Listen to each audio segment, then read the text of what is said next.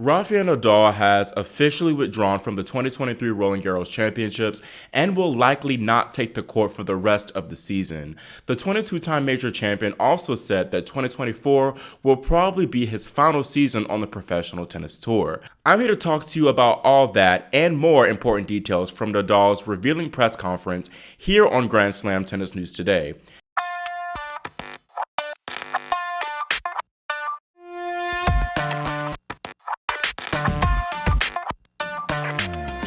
Yes, unfortunately, for the first time since 2004, Roland Garros will miss its 14-time Slam champion as Rafael Nadal pulled out of this year's tournament due to a left hip flexor injury he sustained in January.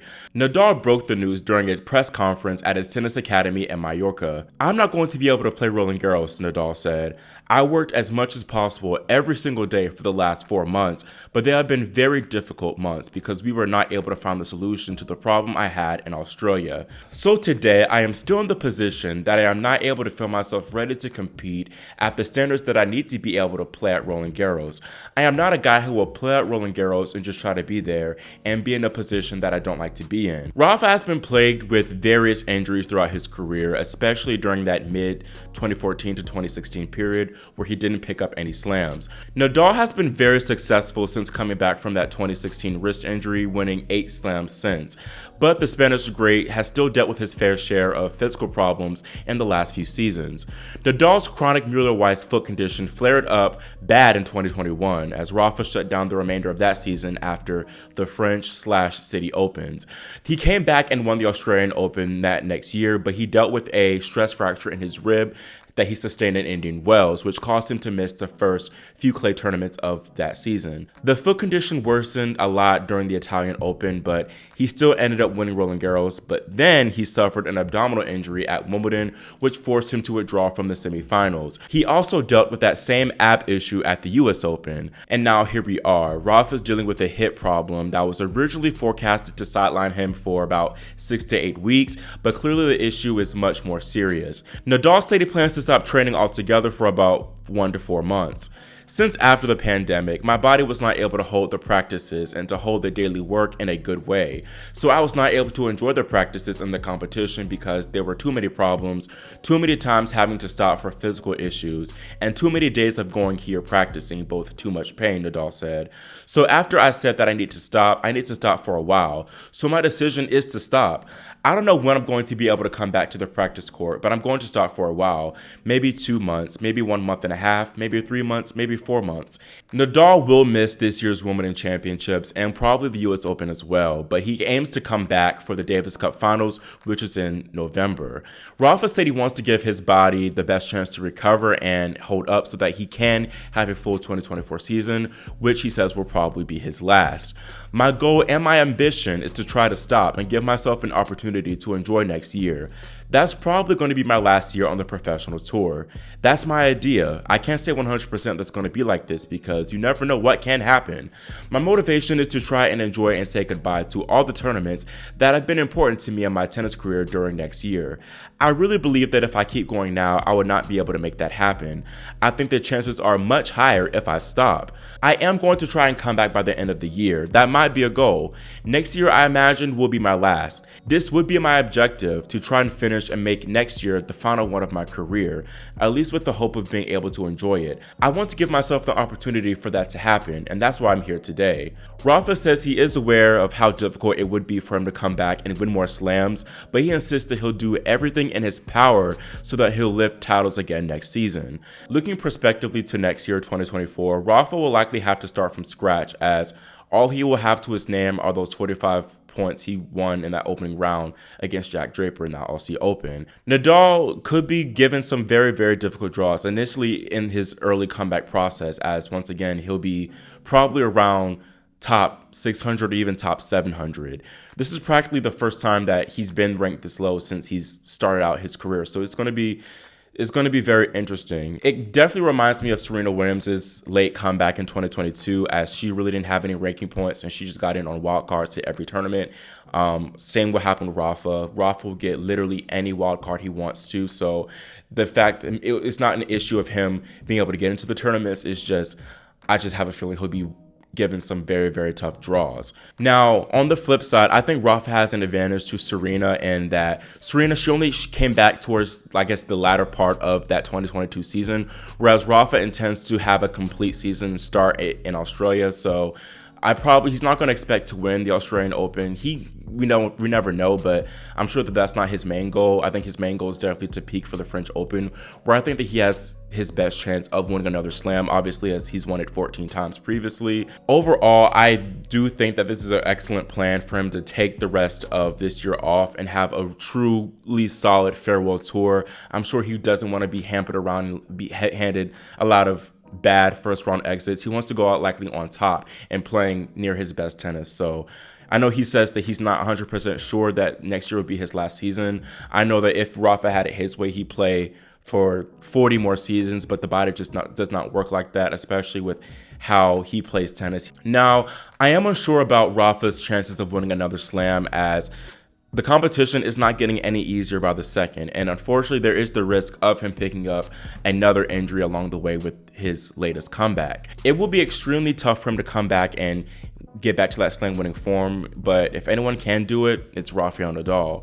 A completely healthy Nadal, even at 37 years old, can beat just about anyone on any given day. And like I said, the clay will probably be his best shot or his best chance at doing some damage, and I think his goal, in my mind, would probably be to at least be seeded for Roland Garros by the time that rolls around, so that he'll have a decent draw. I also know that Paris Olympics will probably be a big target for him, as I think that will be held on clay, so that's in his domain. Obviously, the Olympics are important to him, and I think that would be a great way to finish out his career. I'm not sure.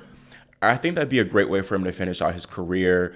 The Olympics are after Wimbledon, so he'd be able to play Wimbledon one last time, and then just ending out in Paris, where the tournament where he's had the most success ever, I think, and on the biggest stage of the world, the Olympics, I think that would be a perfect way to go out. It is sad to see another one of the game's greats near the end of their career, but I want to look at the positives here with Nadal. It's honestly astounding that Rafa's played this long into his career with how many injuries he's had over the past 20 years, his entire career. He plays a very, very physical brand of tennis, so his longevity at this stage is truly impressive. Knock Rafa down 9 times, he'll get up 10, and I look forward to him finishing things out on his own terms. Is what he deserves. Now, focusing a bit on the tour right now, I honestly don't know if this changes a whole lot regarding the French Open, as people were anticipating Rafa to withdraw a while ago when he withdrew from Monte Carlo, then Barcelona, then Madrid, and then ultimately Rome. So I guess looking at the favorites, I think Carlos Alcaraz will be the top favorite,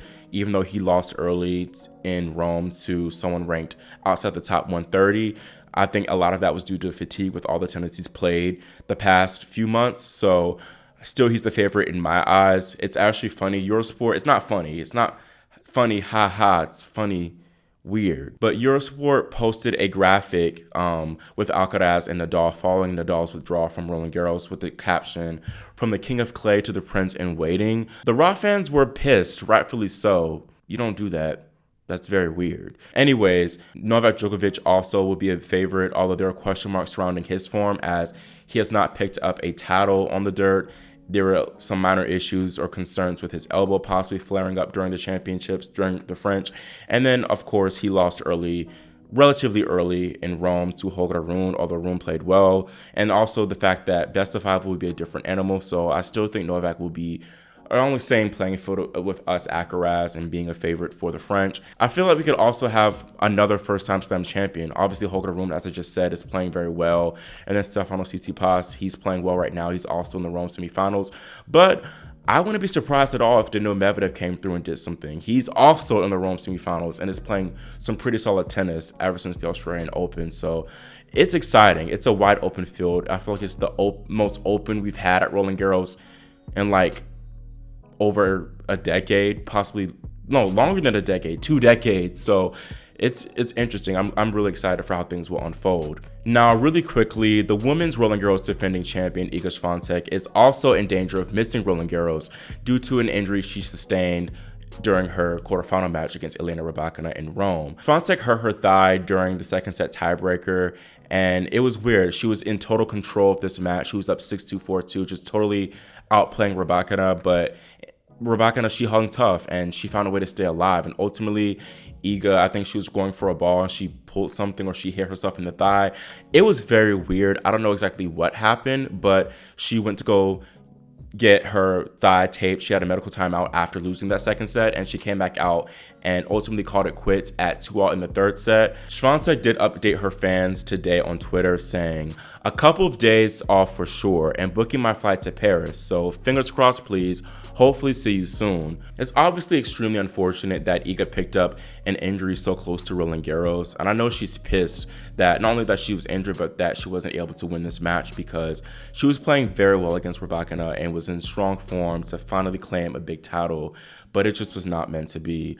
I am a bit worried because initially, like I said, the injury didn't look very serious, but she was captioning, fingers crossed, hopefully see you all soon. I didn't like the sound of that. Maybe she was just trying to, keep the competition at bay and like maybe lower everyone's expectations and come back swinging on that B, but I don't know. I honestly don't think, I think she'll be fine for Roland Garros, but I still am concerned that this injury could flare up towards the end of the championships and it might cost her the title. She can't afford to not be 100% at this stage. The competition is too tough. This is not last year.